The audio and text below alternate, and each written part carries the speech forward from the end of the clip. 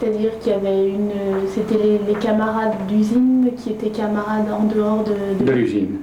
De l'usine. Ils se retrouvaient encore au jardin, ils se retrouvaient quelques-uns aussi dans certaines sociétés culturelles, on peut dire, de l'époque.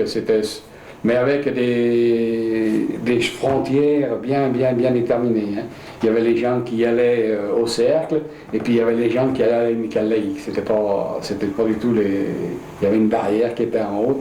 Il y avait des gens qui étaient, comment on pourrait dire, cléricaux, et puis les anticléricaux. Il y avait une barrière qui était assez importante.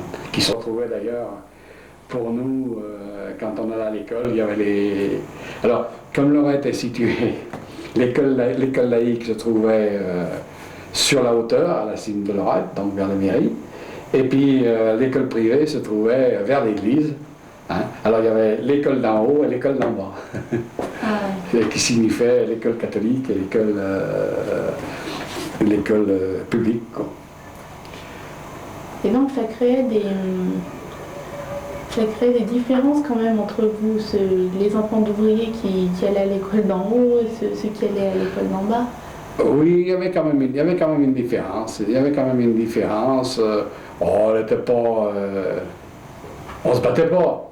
Hein, mais il y avait ceux qui allaient à l'école d'en bas et puis ceux qui allaient à l'école d'en haut. Et peut-être l'anticléricalisme était un peu... Comment dirais-je? Il était très lié au patronat. Hein.